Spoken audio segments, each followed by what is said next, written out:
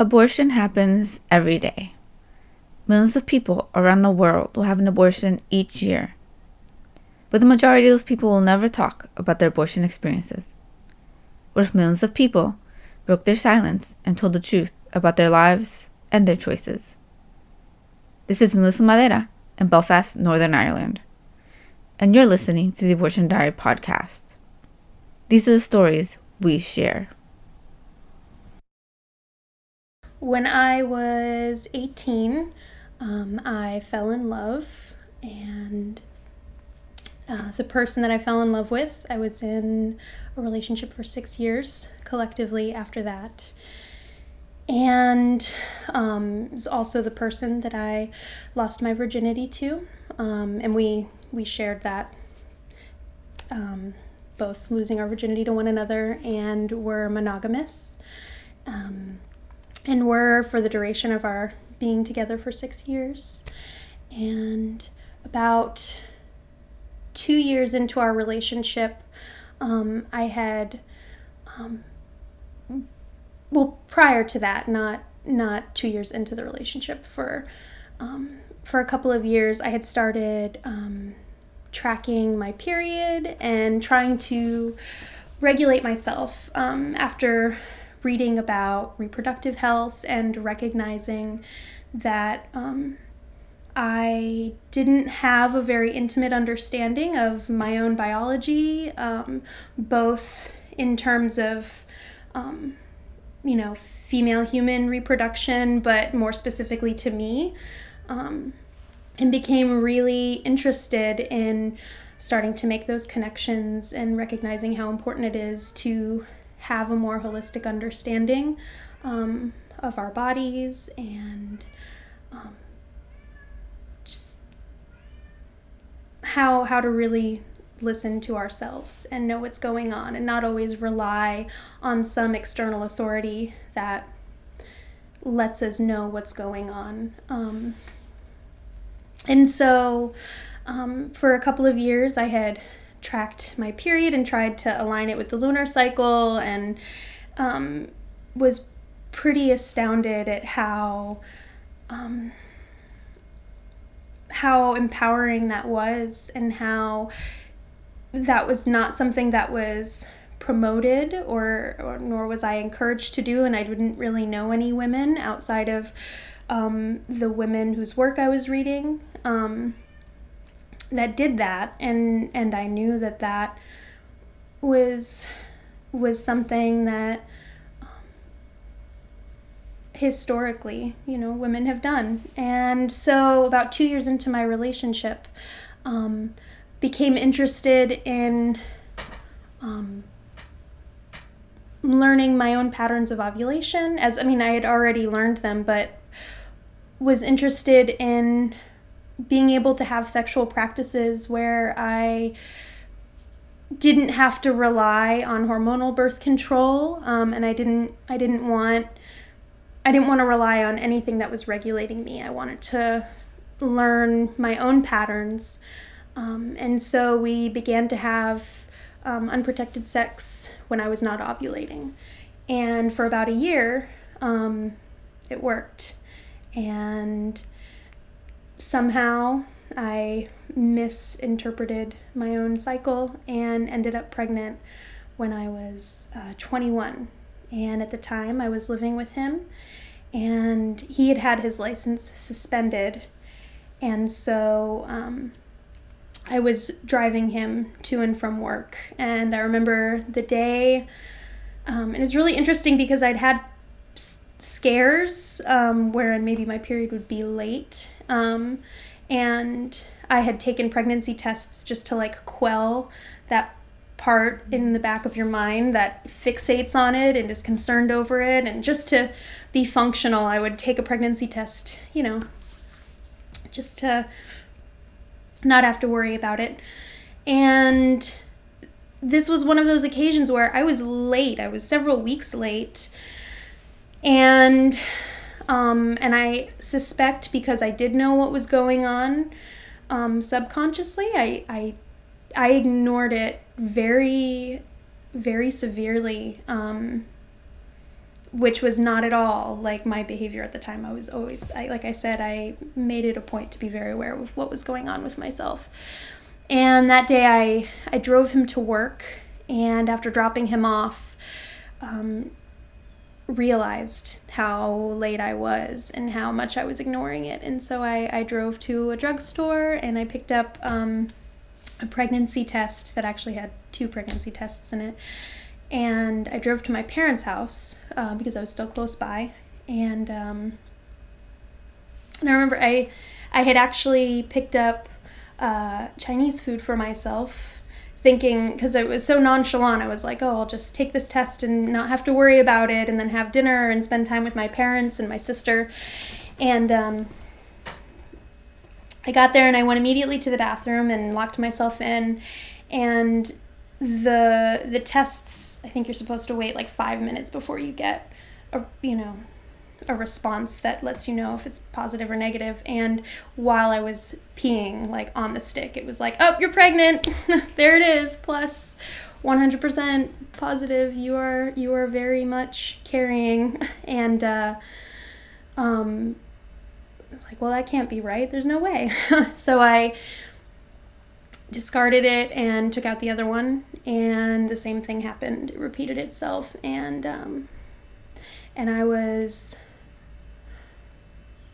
the floor just like fell out from under me, because I can't remember a time in my life where I've ever wanted kids, and I work with children. I will devote my life to children, but I have never wanted my own. And, had hypothetically spoken with my partner about that possibility, and had told him that if I had ever found myself pregnant, that I would get an abortion. But even in having a conversation like that, you don't anticipate finding yourself in that situation. Obviously you're acknowledging that it's possible, but to speculate as to, what sort of feelings and just the very conflictive things that you find yourself feeling in that moment. And I kind of went blank at that point, because I knew what I was going to do, but I didn't know how to feel about it. I didn't really know how to feel about it. So I went into my sister's bedroom and I laid down, and I slept for hours until it was time to go pick up my partner. And I did, and he was very immediately aware that there was something off, and we spoke about it, and he was, incredibly supportive while simultaneously trying to cope with his own confused feelings about it. Same situation as far as he doesn't want children.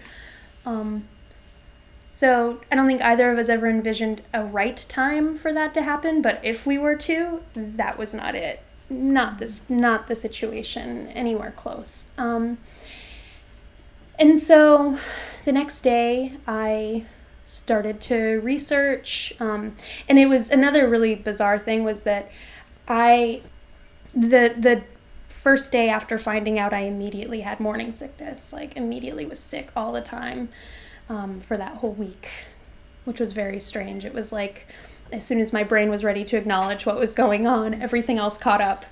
But I researched, I looked for clinics and found out there was one about 30 minutes away, which was really surprising to me, because I know that, sometimes people have to travel, fair distances just to get to one.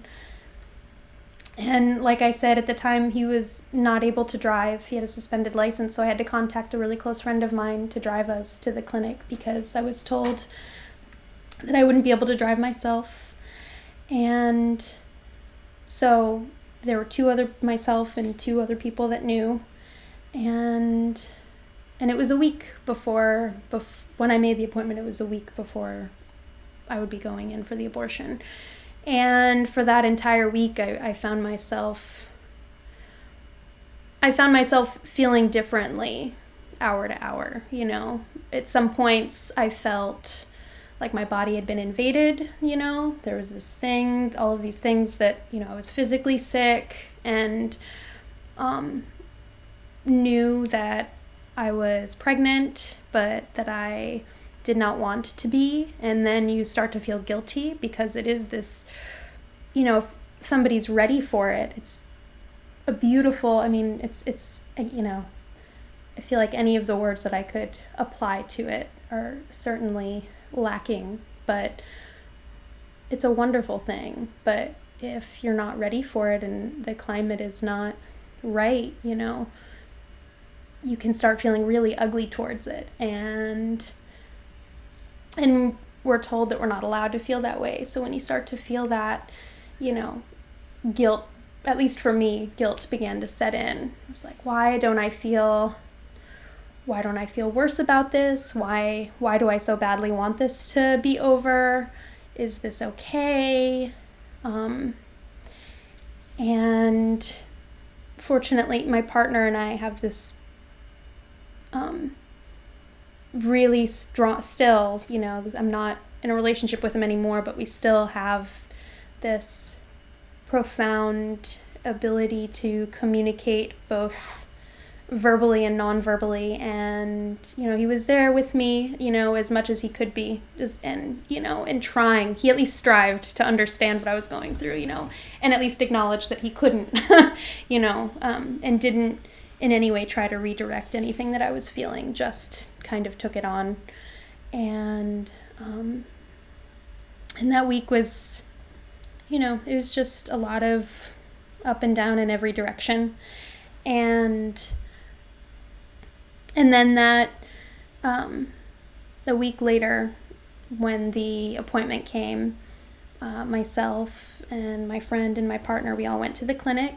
And there wasn't, you know, it was very, very quiet. There wasn't, there weren't protesters. There wasn't, you know, there wasn't anything going on.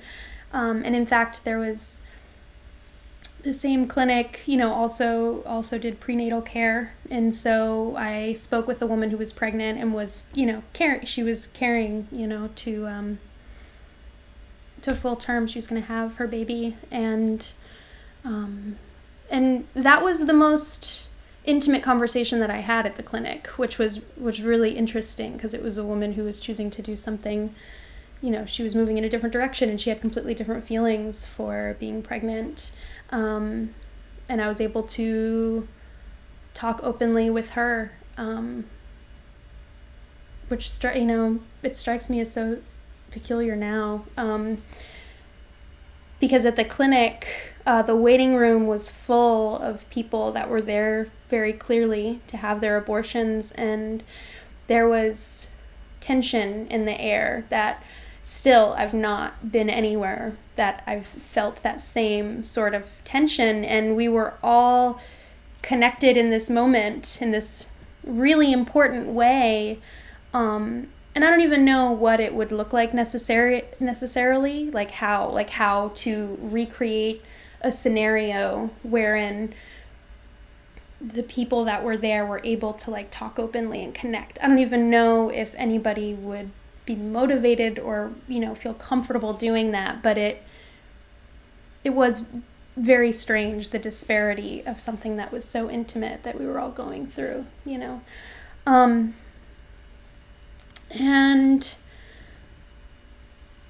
the experience, you know, I mean, it was like going to a doctor's office, you know, which to me, all of my experiences at doctor's offices are pretty impersonal, you know, and that's something that informed my wanting to have a more holistic relationship with my body, and to not feel, you know, so disconnected from both the experience of going to somebody that's supposed to be helping you heal your body, as well as like my relationship with my body when I'm not there. You know, I don't want to move through the world and only have to think about it when it's ailing, you know. I want to be aware of what it's doing, you know, day to day. And And so the clinic was very similar as, to, going to the gynecologist, to going to the pediatrician when I was a kid, to going to a, minute clinic when I have a sinus infection. Pretty impersonal, which is unfortunate. It's unfortunate regardless of why you're going to see the doctor. And that really struck me. And, I didn't feel ashamed. I felt really grateful that I found that I had access, and that I had that option available to me when it was so fully what I wanted. And but it was not an ideal, and my impression at the time was, this is probably how most clinics operate. Like, this is probably the run-of-the-mill scenario. And so went in, met with one nurse who gave me another pregnancy test, confirmed indeed that I was pregnant, asked me some questions, and then I went into an additional waiting room away from the first waiting room, wherein, this room is only people that are there for their abortions. And then got called out, had another meeting about consent and whether or not I was there under coercion and whether or not I felt comfortable with what I was doing. And then back into the waiting room where, again, it was like even more palpable. This is the room where all of us are waiting to go into that other little room, and I would imagine that maybe one or two of those people in that room have had abortions before, but I would imagine that most of us probably haven't and don't know what's going to happen. It's our imaginations that are creating what's about to happen more than anything. And again, I wanted so desperately to talk to them and to hear how they were feeling and to find comfort in one another. But it was such a vulnerable situation, and even in non-vulnerable situations, strangers aren't comfortable with opening up to one another. So, I certainly didn't feel like it was appropriate to ask anybody to make themselves more vulnerable to me. And then a nurse came in and, called my name, and, and I'm going to forget because it was 4 years ago now. Is that right? No, it was like 6 years ago now. Wow. So when I went in to give consent, they had asked me, so there were two options, as far as, taking some sort of like pain medication or, and I've got to remember exactly what it was. I meant to look it up prior to so that I would know, but there was some kind of, it was called Twilight, and it didn't, I would be conscious, but it made you a little loopy, is how it was explained to me. As well as like a pain reliever was what they gave me. And when they gave me the Twilight in the room where the abortion took place, within minutes, I started to feel loopy, because as soon as they administered it to me, the doctor began to ask me questions. And I remember talking to him and then feeling a little dizzy, and I asked the nurse to hold my hand,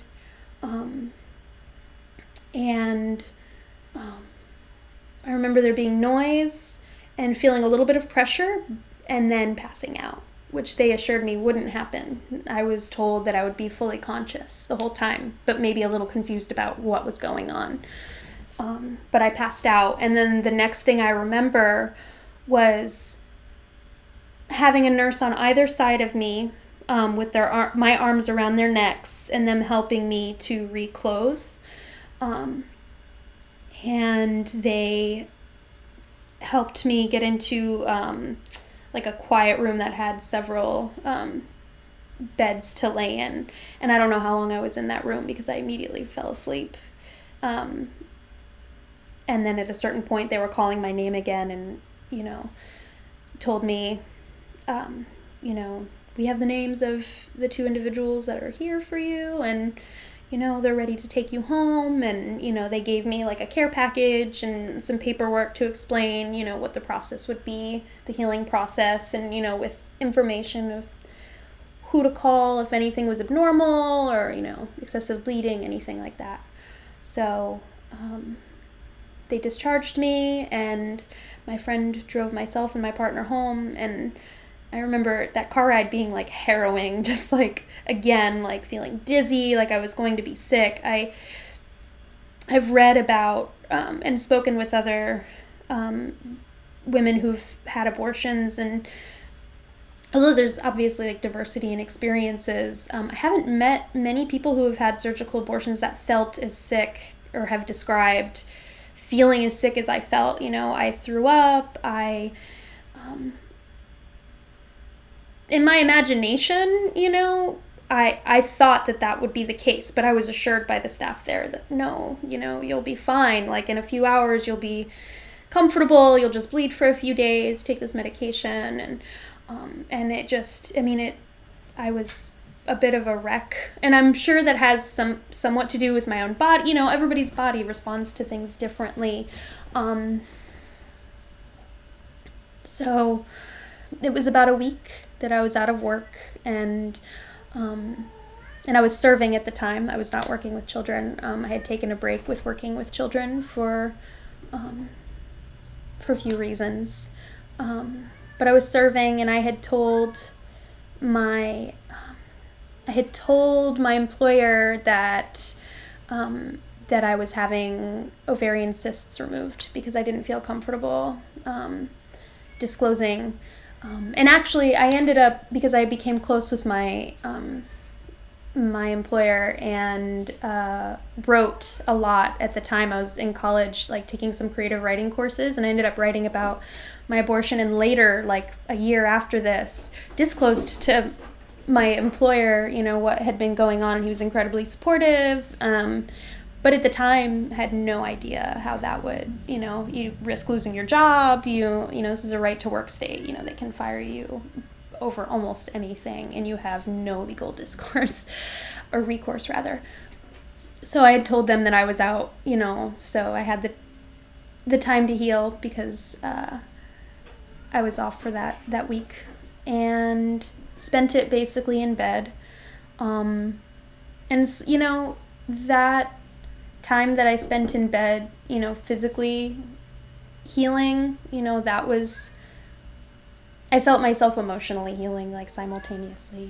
I felt really, I don't want to say unburdened, but when I after getting home from the clinic and like going to sleep and then waking up again, I remember like being very viscerally aware of I'm no longer pregnant, and it was relieving in a lot of ways, and I was really very grateful. But I also found myself feeling like I had to justify doing what I did, even though it's so nuanced. It's really difficult to explain, because I at no point have felt ashamed or felt conflicted about the choice itself. It's unequivocally the choice that I wanted to make, and that I would make again. But I still absorbed and internalized the dominant narrative, which is that, perhaps it's acceptable if you've been raped or if your life is at stake. Maybe it's acceptable, but otherwise you've done something wrong and you're being punished. If you don't want to be pregnant, your body will punish you in some way if you don't behave, according to a certain code of ethics that, you don't necessarily consent to when you're born into the world. It's kind of imposed on you. And I had absorbed enough of that to feel like I needed to justify it. And I remember sitting on the bench talking with my friend who had driven me to the clinic and telling her, I already felt very compelled to, live in a way that was at the aid of other people and other, beings on the planet. But now I had like a more dire need to do that. I felt like, okay, I can't spend, I'm 21, I can't spend much more time trying to like at my own pace figure out what it is that I'm supposed to do on the planet. Like, I've decided I'm not going to be a mom when I had that moment where I possibly was going to be, and now I have to justify it. I really have to justify it because I had to have a reason. You have to have a good reason to have an abortion. And I felt that way for a while. I felt like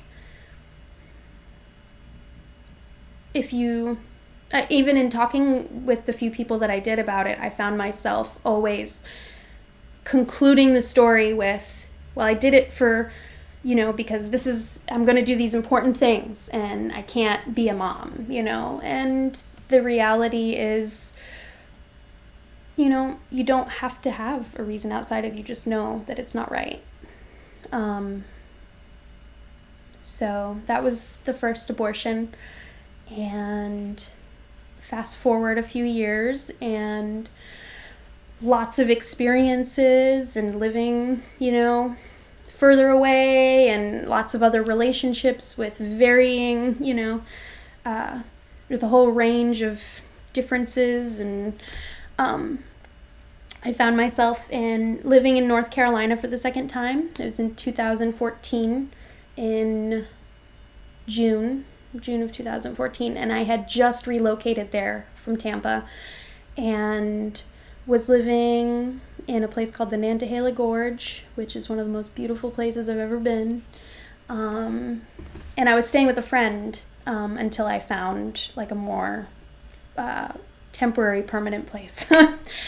And this friend of mine also ended up being like a sexual partner for a little while, very briefly, but I ended up pregnant again, and immediately, like,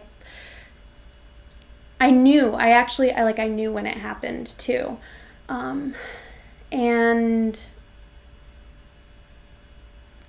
for about 2 weeks, because I was 2 weeks away from my period. It was like obvious, like not obviously, but yes, it was obviously when I was ovulating, which tends to be in that 2-week mark, like most women.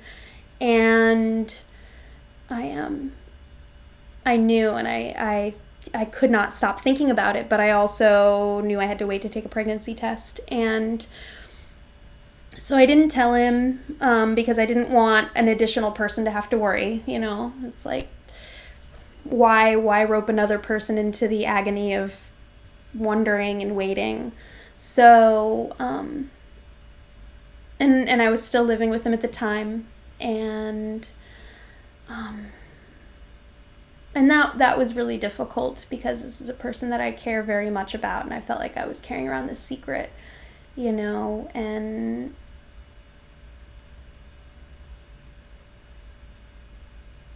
it was just challenging. I don't like concealing, and that seems to be a theme with unwanted pregnancy, is not deception but concealing and secrecy. And so I kept it from him, and I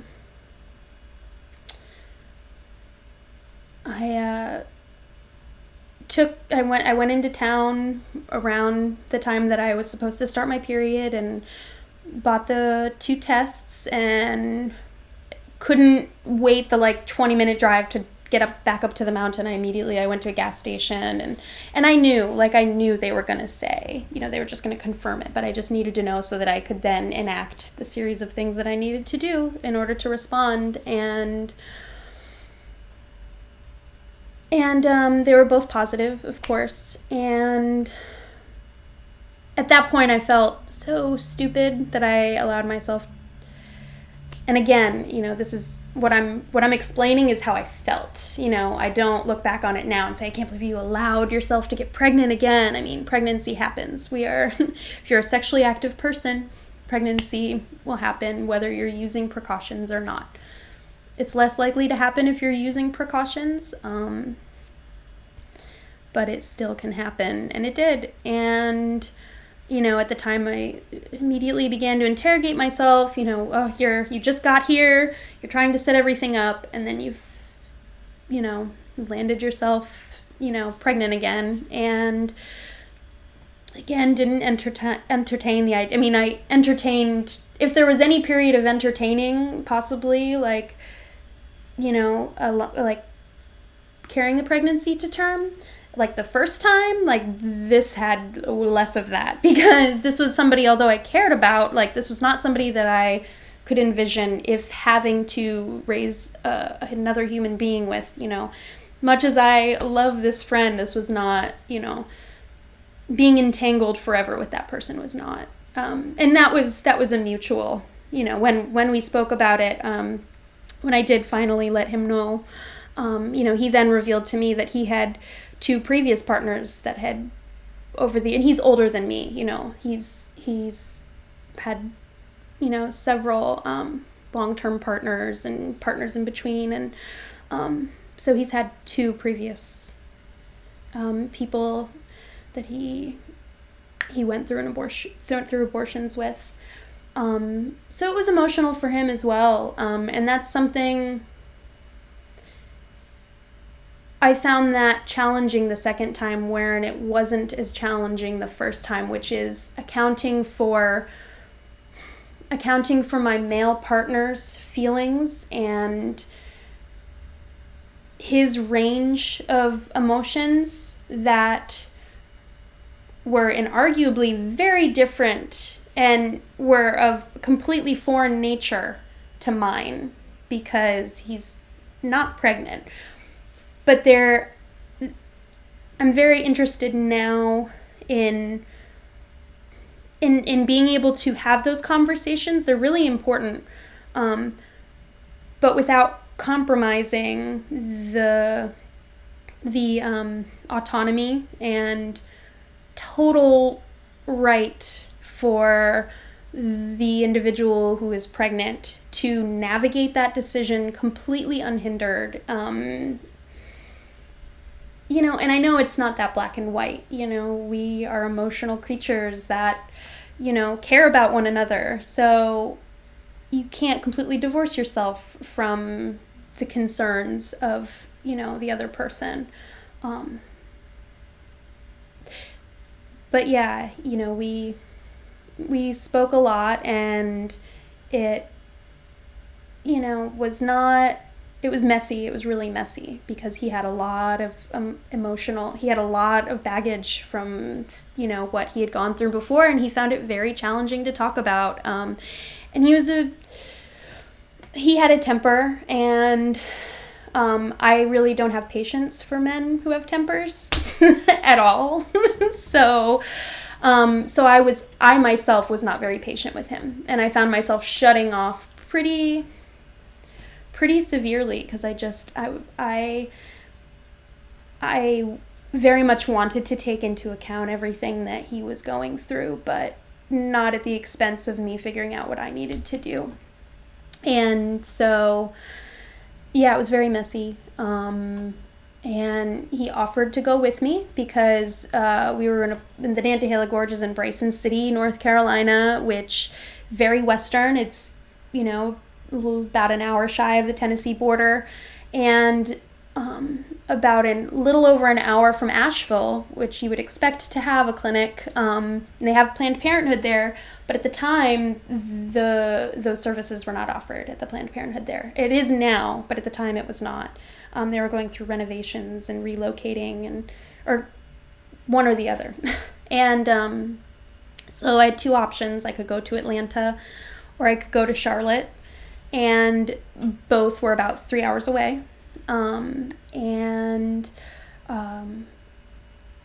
My friend offered to go with me, but there was all this friction around it. And he was, I think, to the best of his ability, trying to be supportive. But I didn't want an additional person to have to go through it. And at that point, I had really felt justified in my wanting to just take care of it alone. And so I did. I drove out to Charlotte early one morning, and that clinic every day has a troop of people and a bus. And the day that I was there, and I was so kind of in my own head as I was pulling into the clinic. I was in my head, and I was also just I'd never been to Charlotte before, and where this was located was it was tucked away, and there were lots of buildings that didn't, they were discreet. All the buildings were kind of discreet, and so it was difficult to figure out which building I was going to, and so I wasn't totally focused on this group of people that happened to be in front of, and that should have given it away, oh, there's the clinic, there's the group of people. They're not happy, they have a bus, that must be it. But it didn't click at that exact moment. But I registered that was the clinic, was pulling in, and they tapped on my window. One of them stepped in front of my vehicle, and the other tapped on I stopped because I didn't want to hit the person that was in front of my car. They tapped on my window, so I rolled it down, and this older woman let me know that she was a nurse, and then asked me why I was there. And then I realized what was going on, and I said, I'm having an abortion. And she immediately let me know that she's a nurse and that she knows what it does and has seen firsthand, and assured me that there was salvation and that there was still time and I could change my mind, and that they had all sorts of resources, because, there's this presumption that the only reason I'm choosing this is because I have no support, and that if, there were people that would help me, then which is some people's situations, but there is this erasing of realities that happens because the narrative is so narrow, so very narrow and convoluted. But I, as calmly as I could, told her to have her people move out of the way, and, have a nice day, I'm moving on. And I heard her yell something about killer. Her demeanor immediately changed. It went from, I'm here to save you and to help you, to, really severe chastising pretty quickly. And I parked inside, and they clearly were not allowed to step on the premise. So they're yelling at me from the edge of the parking lot. And so that, that's, again, that just made me angry, because, again, I felt very confident in, and it's not something that I'm proud of. I'm not excited when I find out that I'm pregnant again. I'm not, it's not a pleasant thing to do, and particularly because, like I described in that first abortion, there's this, there's a impersonal element, a really impersonal element for a very personal thing that you're going through, and it doesn't feel good. It doesn't feel good. So I was, I wasn't in a cheerful mood prior to this interaction with this group of people, and that just angered me deeply and resurrected all of, the frustration that I have with this climate of shaming and, just intolerance for people making choices that are appropriate for them. And I went in and went to sign in at the desk, and I asked the woman, I'm are they there daily? And she said, yeah, unfortunately, there's not, they have a restraining order. They can't step on the property, but there's really not anything we can do. Anyway, I went in to it was a very similar scenario. There's the primary waiting room for all parties, and then there's the long hallway behind a door, and a room where pregnancy tests are taken, and conversations are happening about what's going to occur, and caring for afterwards, and then there's an additional room, another waiting room, and this one actually had a television in it, and the movie Wedding Crashers was playing, and I don't know who thought that was appropriate at all. I don't know. My assumption is that like the process of like rationalizing that choice was, oh, well, this is a very heavy situation. Let's put on some lighthearted film. But, and I think I had seen that movie when I was in high school when it came out, and, didn't think much of it then. But having to watch it in that scenario was just like, again, sort of enraging. I was like, the intense misogyny in that film, coupled with the situation where I'm surrounded by all of these female-bodied people having to make this like challenging choice in a climate where they just had to come through like this barrage of hate in order to get in there. That was really disappointing. And but I will say that the nurses were outstanding at that clinic. They themselves were actually really personable and empathetic and listened and gentle, very sweet. And I had a really important conversation with one of them that I still, she disclosed that she doesn't, that there are like 3 people in her life that know what she does. Nobody knows that she works specifically at an abortion clinic. It's that level, again, the secrecy, even to just be associated with it. But it's something that she believes very strongly in. So this time, I chose to have a medical abortion because the surgical abortion that first time was so uncomfortable and difficult to heal from. So, there's a series of 2 or 3, I think it's 2 pills, if I remember correctly. And you take one there, they administer, to you there, and then they give you that second one. Maybe it is 3. I think it's 2.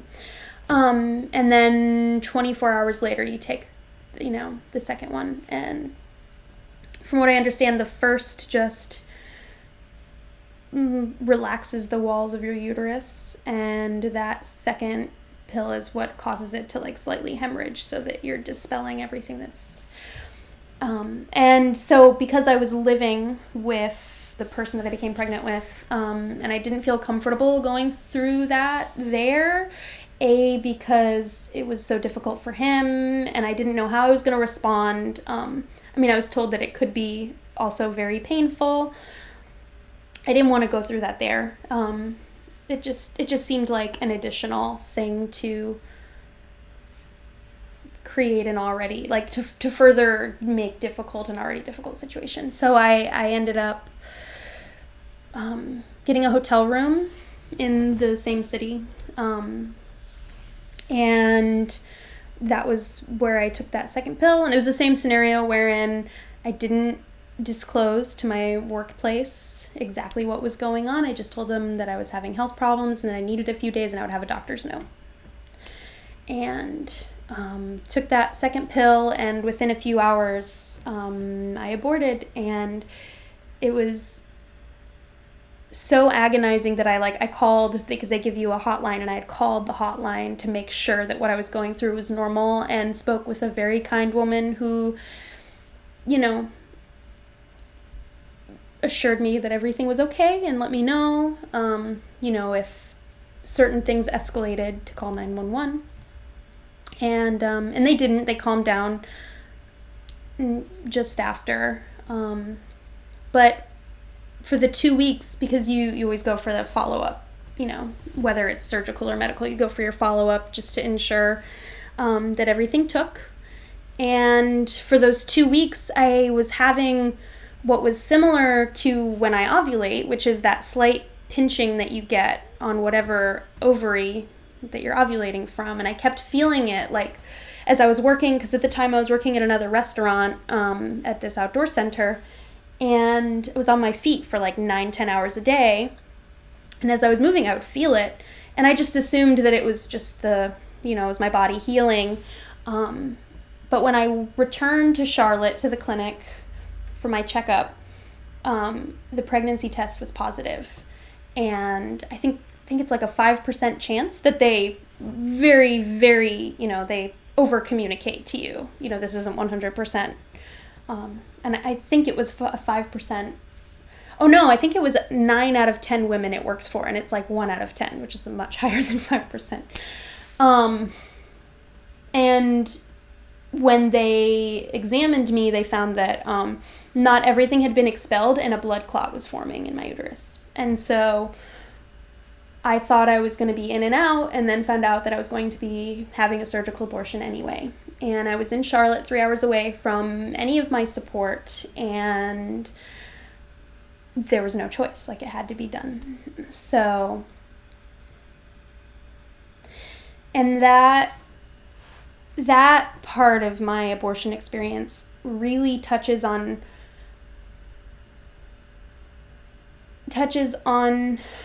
what I think is one of the most devastating part of how behind we are in our narrative about abortion, is that there are all of these conversations that are not happening because we don't even have the initial, we don't even have the space that's given to have conversations, outside of things like this project, to just talk about what our experiences are. We're fighting to not lose what little access we have. But when I was undergoing my surgical abortion, the doctor that was performing the abortion so he had inserted the speculum and the instruments to, he's doing this scraping, which is really painful, really very painful, and I'm writhing and trying my hardest not to move, and I'm crying, because it is physically painful. And while he's doing this, he asked me if I would be taking some of their free hormonal birth control with me. And I said no. I'm uncomfortable with taking birth control. And he said, well, what will you do to prevent this from happening again? Which is, I understand that he's a medical professional, but it was a completely inappropriate time to be asking me this and to be implying that it's just further compounding this idea that, we should be making better choices. And yes, absolutely, like, we need to be accountable for our choices. I believe in that. I believe in self-accountability to a very high degree, but it's a very vulnerable position to be in, to have somebody interrogating you about this while they're inside of you, removing something from you, a very, very sensitive part of your body. And I told him I use barrier methods and that it was the only method that I was comfortable with using. And he informed me that they're only 98% effective. I told him, I know how effective they are. I do not want to be lectured. Please stop talking to me about this. And I'm saying this through tears, like choking it out. And his response was that he doesn't lecture his patients, he informs them and educates them. And I said, I want you to stop. And he said, I'll see you in here a few months from now. And I was so, I felt brutalized at that point, because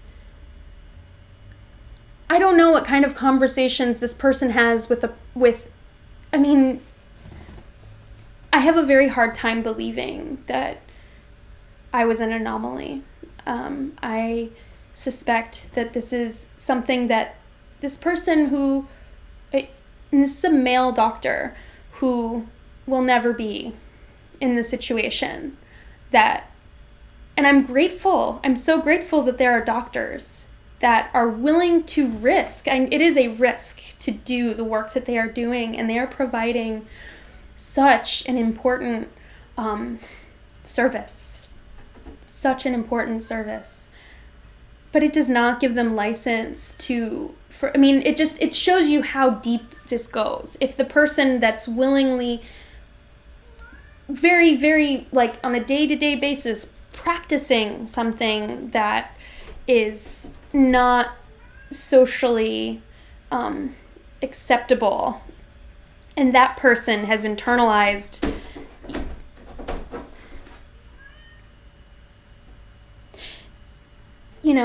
this belief, like this judgment, this belief that it's reckless behavior that lands people lying down in this vulnerable position. It was devastating. It was really devastating to realize that this person was taking the opportunity to further shame. So I was not well and finished, and it took a while. It took probably 20 minutes, which, typically, like, a surgical abortion by itself doesn't usually take that long. But he was unsuccessful in getting everything out the first 3 times.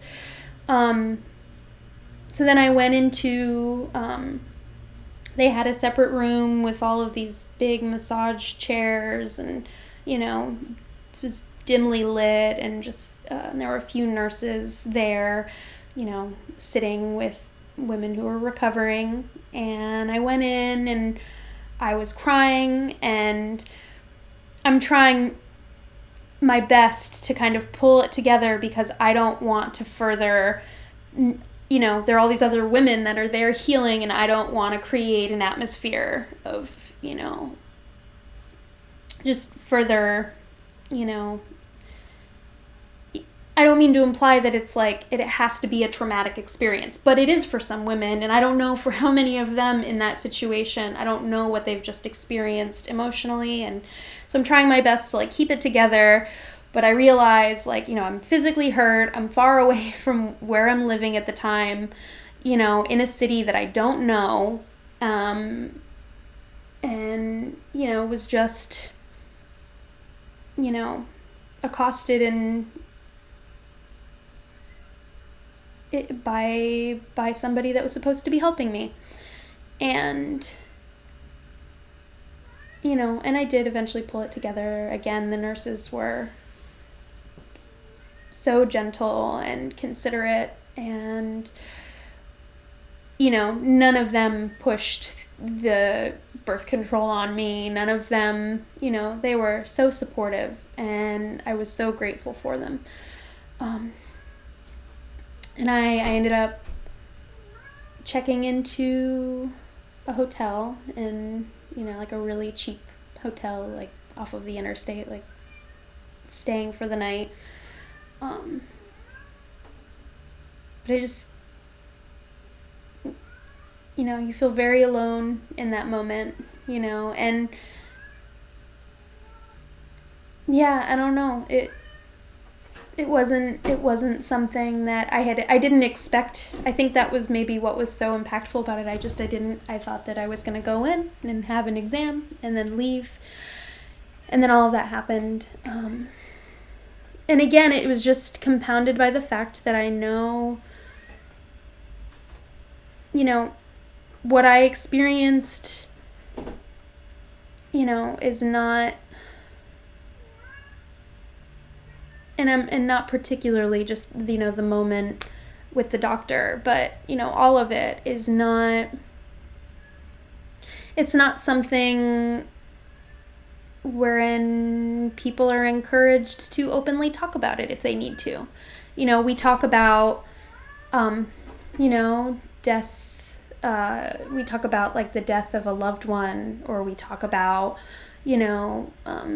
finding out that we have a disease, or somebody that we care about has a disease, or and I'm not trying to compare abortion to any of those things, because it's not. But the things that happen to us, or the choices that we make and how we navigate them, openly disclosing those things and having those shared,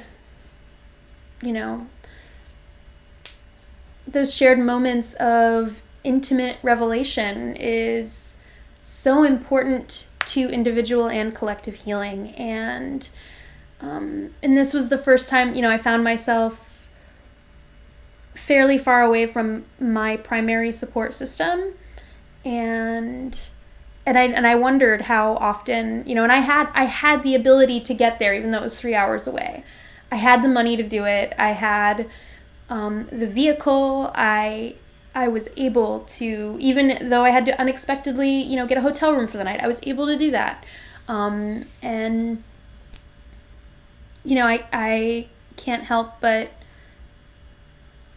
mourn the fact that we have so much work to do to make it more, it's multifold. There's so much, there's the conversations that have to occur in order to just to acknowledge how normal all of this is. It's not, for me anyway, I wasn't like suffering in silence. I didn't have any conflict about the choices that I made, or, and I've always felt candid in talking to friends of mine about it, because I'm very fortunate enough to be surrounded by people that are always interested in the finer details of people's lives, and having that shape their outlook and understanding of the world and how to traverse it in a way that is mindful and, bettering in nature, and but that's not the norm. And it's a normal thing that happens, statistically. I find myself, ever since that first abortion, I find myself in rooms with strangers or with people that I know, relatives it's and I wonder how many of these people in this room have had abortions, and I don't even know it. And it's, again, not to imply that if the climate were different, that everybody would, that we would all know who and when and why, and, because some people are more private than others. But I don't think that it's helpful to keep it to myself, and I haven't. I don't know. At this point, I'm kind of, those are my two stories, and I am very grateful that you are contributing to this that you've created this body of work that empowers people to, in a completely uninterrupted space, just share, and that people are on the listening end of it. I hope that it continues to happen in more like intimate spaces, for people, and because a lot of people that know me already know, but a lot of my family doesn't know, because they're actually very conservative. A lot of my family's very conservative. My parents know, and they were really supportive. But did you tell them at the time? No. Nope, neither. How did that happen? So, how did I tell them? Why? Well, I kept it from them for the same reason that I kept it from them at the time, for the same reason that I didn't tell my second partner, because it just seemed like it's an additional person to worry, and I didn't feel like I needed the support. I know I have their support. I didn't need the presence. Like, I didn't need them to, like, remind me that they support me. And I didn't want them to feel obligated to, like, help me out monetarily, because and that's a thing. Like, if I'd reached out to my mom and told her, she would have tried to help me. And I just, I didn't want it to be something that, like, weighed on her heart or my dad's heart. They have their own lives to live. But I told them afterwards, in the first, so that piece that I wrote, I wish I could remember the name of it, but the creative writing thing that I wrote, that professor put on he has a writing contest that he does every single year, and he had encouraged me to enter it along with a bunch of my poetry.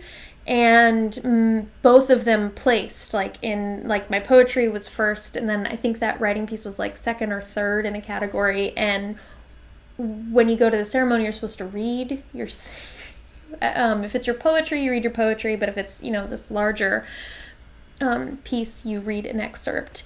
And so my parents wanted to go, because I'm accepting this award, it's like silly award. And so I had to tell, like, at the time I still hadn't talked to them about it, because I just never found, like, the right, when is the right moment to be like, hey, this is, something that happened and I'm okay. I'm telling you because I like to disclose things, but I don't want it to be something that, and plus, I don't want kids. And when I told my mother when I was a teenager that I don't want children, she was, like, devastated. So that was an additional thing. I was worried that she would just see it as, oh, and there was this chance when I could have been a grandmother, and then it didn't happen. So it just, I never found the right moment, and then that moment was thrust upon us, and it was my fault that it happened that way. But it's actually served to make my relationship, like, even more, like, I've always had an open relationship with my mom, but with her in particular, like, her finding out about my experiences happened to be something that I think she, and I'm sure I did too, but it seemed like she felt closer to me. She felt like, oh, well, this is something she's actually, because I'm not keeping it from her. Like, I did tell her, I did talk to her about it. She knows that I trust her with those things, that I'm not fearing judgment or anything like that. So yeah, that was.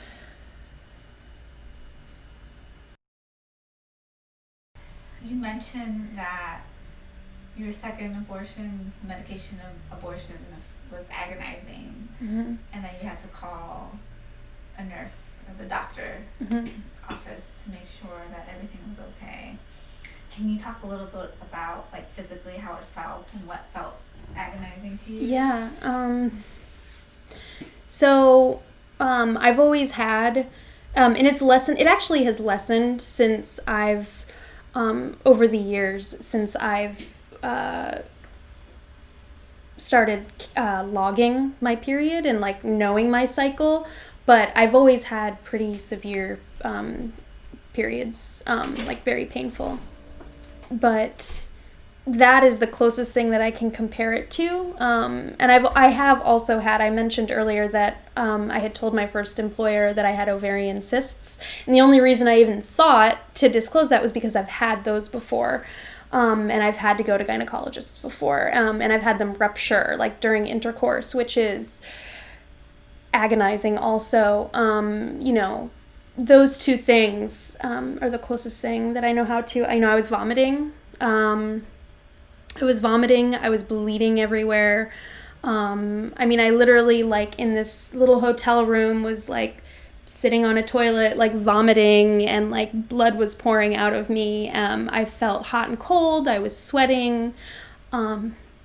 I felt like I was physically being drained in every direction, because my body was just expelling, it was just pushing everything out, and just, I felt very weak, and I didn't know, like, and I felt like I might pass out, and it didn't, and I was kind of hoping that would happen, because, then I could wake up, and hopefully it would be a little less severe, but, yeah, I don't know, for anybody that has really severe periods, like that's kind of where it started, and then it just gradually became more and more intense. So both of your abortions, I'm just wondering, how much did they cost? Sure. And how were you able to pay for them? Sure. Especially having to go, like, drive so far Mm-hmm, away. mm-hmm. Yeah. So, I don't remember exactly how much the first abortion. I know the second one was more expensive. The second one was $400, and I paid for half of it, and then in both situations, I paid half, and then partners paid the other half. It was, I mean, in both situations, I was very fortunate to have somebody help me, because I wouldn't, in either situation, I would not have been able to pay for them on my own. I wouldn't have. And then also, like, paid my bills and eat, like, that would not have happened.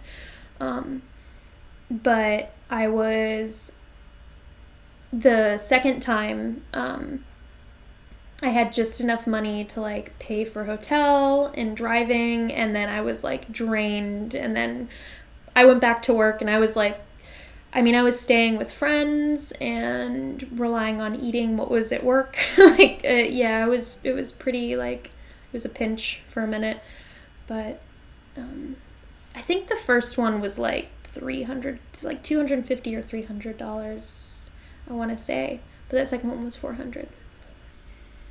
You mentioned that after your first abortion experience, you started writing creatively about your abortion experience. Mm-hmm. What was that like, and did it help you process your experience? Yeah, it did. So I had not intended to write about my own experience initially, but in one of the courses that I was taking, we had a project that we were supposed to do throughout the entire semester, and there were very, very few parameters on it. It could kind of be whatever we wanted it to be. It just had to fall in, to the category of, like, you're writing, something that's bigger than a story. And I had just had the abortion a few months prior to that, and my partner and I had actually broken up at that point. We ended up getting back together, but we had separated, at the time we broke up.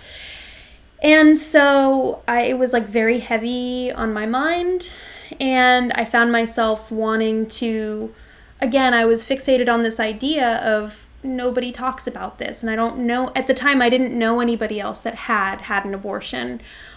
So I decided to interview. I wanted to interview people that had abortions, and I went on to, I found some forums, and I put out there, what I was doing, and if anybody was interested in talking to me, and I didn't know what I was getting into at all. I was just like, I had an idea, and I was like, all right, well, let's see how this goes. But I didn't quite know how to get around. It's like, it's such a big thing to tackle, and how do you, as one person who's charged with just this project over the course of a couple of months, like, how do you... Anyway, I didn't quite know what I was doing, but there was one woman who reached out to me, and she told me all about, we emailed back and forth for several weeks. And as soon as I attempted to write about it, I realized I can't write about somebody else's. I haven't even written about my own. Like, this is absurd to even attempt or to, consider. So I started writing about my own, and I found myself processing. It was very important to be able to reflect. Because that's what writing is, right? It's we're bringing to surface the things that maybe were a little less conscious, the things that are very present, but we haven't named yet, and we haven't really called out and confronted. And so I found myself realizing, I think that was the moment when I realized that I felt like I had to justify it. Like, that was when I realized just how much more I had internalized than I thought I did.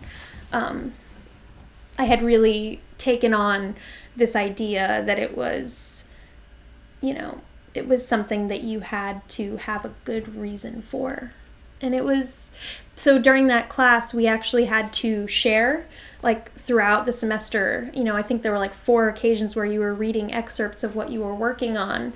So I ended up, and that was kind of scary. It was the first time, because, and my professor knew, because we had to, we were constantly in contact with the professor, and, he had to approve, like, the project from the beginning. So he knew, but nobody else in my class knew, and I didn't know anybody in the class at the time. So what was really interesting was there was a woman whose project was, she had a 3 or a 4-year-old, and when she became pregnant, she was a teenager, and she had kept journals, and she almost had an abortion, but she didn't. So she ended up writing about her own process and having a child, which was really interesting because it was, I mean, obviously it was unplanned, and I didn't know until then because she actually shared before me. And I remember a professor, he was like, well, this is very interesting, and maybe this is either the perfect, this is the perfect segue into, or it's going to make some people very uncomfortable, but Katie, what are you doing? And I shared, and everybody was really supportive, and it was the first time that somebody had come up to me and said, I've also had an abortion. And there was an older gentleman in the class that came up to me and said, yeah, my girlfriend and I went through this, a couple of years ago, and everyone was so supportive, and it was the first time that I'd had community support. So that was a really important moment, because that was when it was, I had already contemplated and thought about how important it was to connect with people and to be talking about it. But it was the first time that I did, and in a really vulnerable way. And it was really positive, really, really positive. And I think the more that we are given those opportunities to, like, be supported, more of the taboo around it and the fear and the shame will just, rip away. I really believe that, just in my own experience. Not the shame or the fear, but the, just the concern of, how is this going to affect other people? How are they going to now interact with me? And that's difficult, because it's, even if you do not feel negatively towards it, you then it doesn't excuse you from the reality of other people interacting with you differently. It changes other people's behaviors and perceptions of you. So, but the creative process, it was colossal. It was so cathartic and important. And like I said, it was a really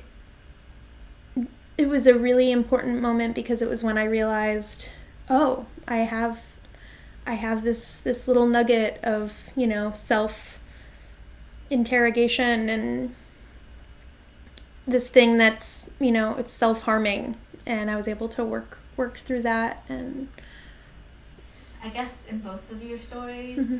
both the men in your life had a really difficult experience mm-hmm. with the abortion. Have you been able to process that with either of them, or with both of them? Yeah, so with my long-term partner, yes, like, absolutely. We don't really speak, it's not really something we speak about anymore, like, because there's, we're very much at peace with it, but at the time, yeah, for, years, we would go back to, kind of making sense of, oh, well, when I responded, this way, at the time, he was very, very, very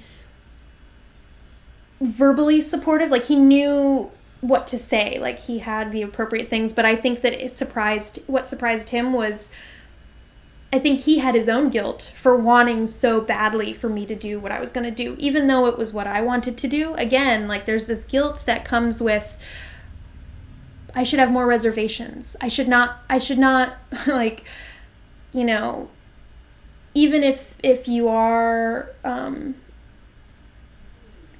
pro-choice, if you categorize yourself that way, when it happens to you, you know, the rhetoric tells you you're supposed to, you know, you're not supposed to feel okay with this decision. You're supposed to, you know, mourn. You're supposed to, you know, you're supposed to feel guilty. And I think that he was going through a lot of that. I think that it surprised him that he so, just unabashedly wanted me to make this decision. like no, like, neither of us is ready for this. Neither of us wants this. Like, do this thing. And yeah, we've spoken a lot about it, a lot.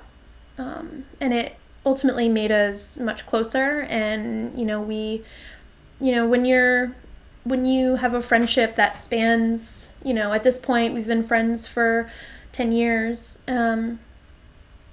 Those are the sort of things that enable you to, you know, you unfold together. And it's really challenging, but you learn what you're capable of, and, you know, you're given the moments to, like, really confront the parts of yourself that, you know, maybe initially, you know, you kind of take it as, you know, you turn that internal judgment on it, and you're like, oh, this was ugly, this was not appropriate, this was, you know, I did this wrong, and I did this incorrectly, and now this is happening. And you're able to really embrace yourself as an individual, and I think that we have embraced each other in a lot of ways since. But as far as the second abortion, no, and I've actually thought a lot, because he and I really have not been in contact since, and he's somebody that I still care very much about. But like I said, the response was in a lot of anger, and I felt like it was very reasonable for me to distance myself in the moment, and since then haven't even known how to reach out. But it's something I've thought a lot about, and recently was speaking with a friend who was talking to me about their abortion experience, and through our revealing to one another, that was something that I touched on that I realized I've not confronted. And that might be one of the only aspects of those experiences that I'm not totally at rest with. I feel like I do need to go back and find out what his processing has been and how he's feeling about it. But it's very challenging. It's very challenging to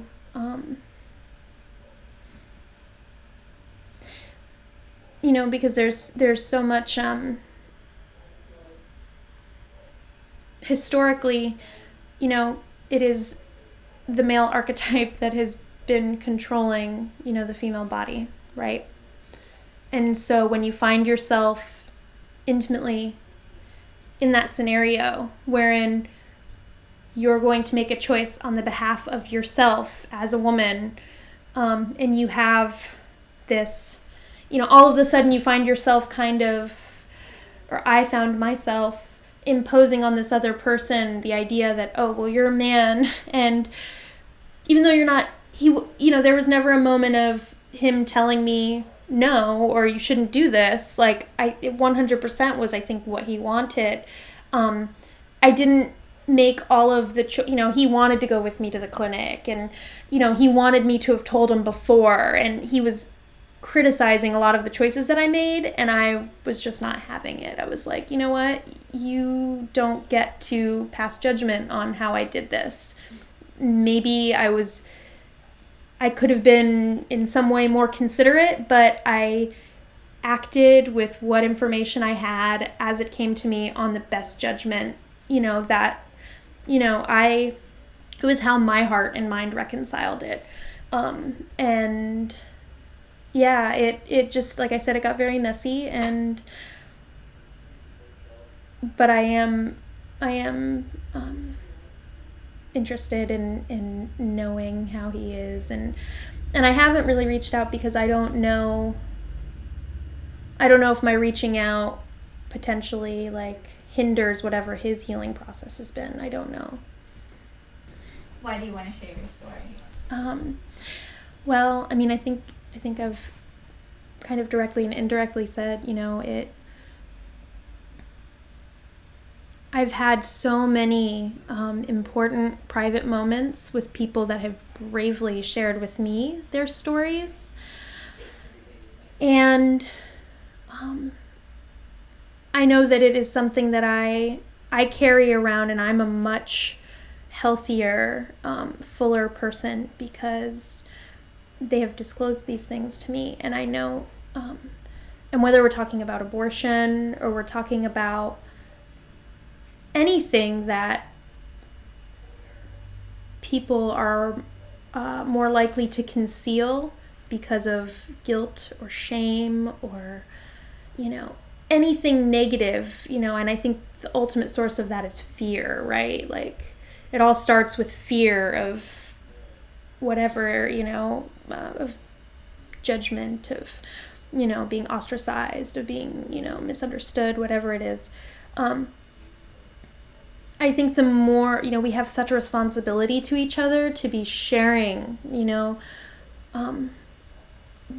the more intimate details of both our interior and physical lives, and it will only make us, more understanding and accepting, and, I think broader change and societal change, it starts with people being able to give those details and break away all of the misconception and all of the misinformation that, frankly was put out there by people that don't have our best interests in mind and haven't had these experiences. And it's vital that our stories are told, whether it's our abortion stories or whatever other stories they are. My life just happens to have an abortion story also. As always, for more information about the Abortion Diary podcast, visit us on the web at theabortiondiary.com or email me with your questions or comments.